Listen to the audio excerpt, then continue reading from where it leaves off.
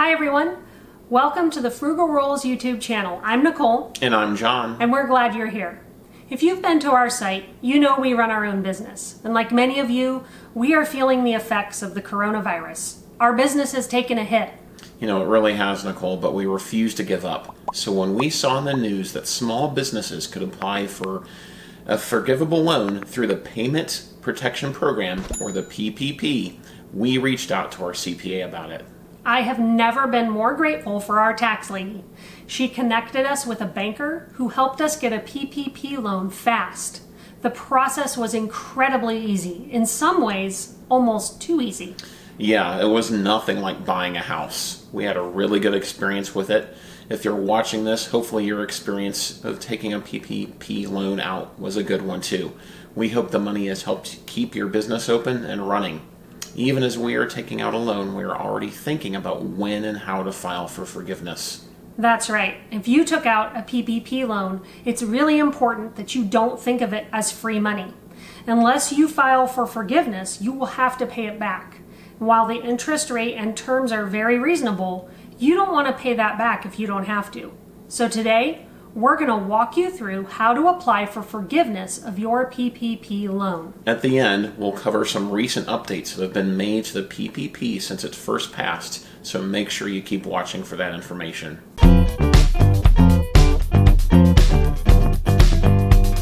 So, the very first thing that we want to say is that if you have a CPA or a personal banker, please talk to them about how to apply for PPP forgiveness. That's what we did, and our CPA and banker both assured us that applying for forgiveness is an easy process. Still, why do it entirely on your own if you don't have to? So, with that covered, the first step you want to take is to go to sba.gov. This is the Small Business Administration's website, and it is the entity that PPP loans are handled through. We put a link to the Paycheck Protection Program loan forgiveness application below so that you can click on that to get started. From there, just click the red Download PDF button and the form will appear.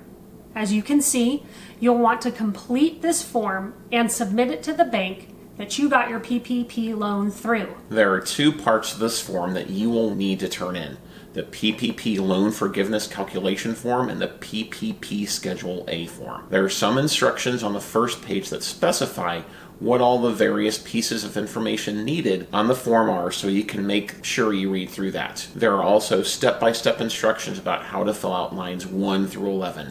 If you get stuck on any of those, give your banker or CPA a call. If they're anything like our tax lady, they will be more than happy to answer your questions and help you complete the form. The benefit of having your CPA help you, if you have one, is that he or she already has all of this information and can possibly even fill the form out for you. The biggest part of all of this for most people who received PPP loans is the payroll costs portion. This loan program was created to give small businesses money to keep paying current employees and bring back workers who they may have had to lay off or furlough. The loan is intended to be used to pay salaries or payroll and other expenses like mortgage interest, rent, insurance premiums, and utilities. So it makes sense that the forgiveness application is going to ask you to show what you used the loan money for. Primarily, it's going to ask you to calculate your payroll costs and include them on the form. If you can show that you spent all of the PPP money you received on eligible expenses like payroll and others already mentioned, you should have your entire loan forgiven. If that's not the case, you may have to pay a portion of it back. Now, Nicole, if you need to fill out this form for yourself, print out all of the pages. One thing I like about it is that there is a page of instructions for each page of application. It makes it simple for people like me.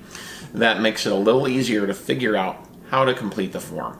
The entire form is only 11 pages long, and pages 10 and 11 aren't ones you need to fill out. So that helps a little bit. Now, the other thing we want to talk about is 5 updates that have been recently made to the PPP, because these changes can affect loan forgiveness. The big takeaway from all of the changes is that you now have more time to spend your PPP money and still get forgiveness.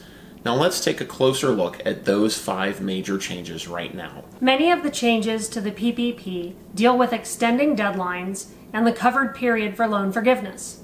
The covered period for loans has been extended to December 31st or 24 weeks, whichever is earlier. If you applied for a PPP loan before June 5th, you'll remember that the original covered period, or time that you had to use the PPP money during, was only 8 weeks. Some businesses were really hurt by this because they couldn't open at all during that 8-week period, or their employees were receiving unemployment benefits that paid more than their paycheck, and so they didn't want to come back to work. That left small businesses with PPP loans money that they couldn't pay to workers. When the period was only 8 weeks, that meant that some of them were going to have to pay the loan money back.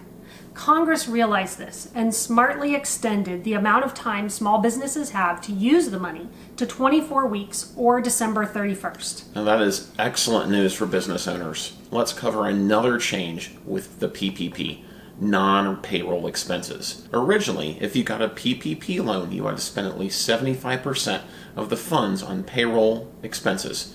Now you have to spend at least 60% on payroll. That's great news if you ended up needing to spend more of your PPP money on rent, utilities, insurance premiums, or another eligible expense. A third change is a new exception that lets you obtain full forgiveness of your PPP loan even if you weren't able to bring back all of your workers or pay them their full salaries. As we mentioned already, when COVID hit, some of you probably had to lay off all of your workers or close your doors. If you are a restaurant, your state or city might have mandated that you quarantine in your homes. When you were able to reopen and tried to bring your workers back, you might not have been able to because they moved away, or they no longer wanted to come back to work, or they weren't able to come back. The PPP recognizes that and has made a provision for employers who are unable to rehire employees or hire similarly qualified employees or return to pre-COVID business activity. Heck, even if you bring everyone back, you might not have enough customers to warrant keeping all your people there. The new exception lets you achieve full loan forgiveness, even if you don't fully restore your workforce. This is good news that you will want to discuss with your banker and or your tax professional. A fourth important change is that the PPP loan repayment period has been extended to 5 years from the original 2. Now let's say you do end up having to pay part of your PPP loan back. Originally, you would only have had 2 years to do that. Now you'll have 5. And even better, the interest rate on the loan remains unchanged at just 1%. If you can't get all of your PPP loan forgiven, it's good to know that you have more time to pay the unforgiven portion back. Let's talk about a fifth change to the PPP program: extended deferral of loan repayment period. It's a mouthful. I remember when we were paying off student loans, we were so broke after college that we took advantage of the loan deferment options available to us to delay making payments on our loans. Well, the same principle applies to PPP loans. You know, Nicole, that's right. When the PPP first came out, you only had 6 months to defer payments of the loan principal. Now you have until the date the SBA pays the forgiveness amount to your lender. If you have not applied for forgiveness of a PPP loan within 10 months after the last day of covered period payments, then interest and fees will begin. So even if you can't get your loan forgiven and can't make payments for a while, you have some more time until you have to start paying off any of the unforgiven amount. That's right, John. Related to deferral of payments is another change that allows employers to delay paying their portion of Social Security taxes, which could be helpful for some small businesses.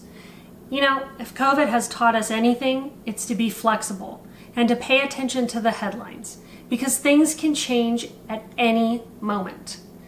We hope this video has helped you take the first steps in having your PPP loan forgiven. We will keep making updates as more changes and information come out. So if you haven't already, click that red subscribe button so you can be notified of new content. That's a great point, Nicole. These are crazy times we're living in. If you're looking for ways to make money from home during COVID, watch our video on that topic. We also have links to helpful posts below that you can use to find out more ways for you or even possibly your employees to start earning money on the side right now. and there is even talk of a second stimulus check. So if you want to know more about that, check out our video on the HEROES Act. Until next time, be well. And if you have any questions about what we discussed today, be sure to leave them in the comments below.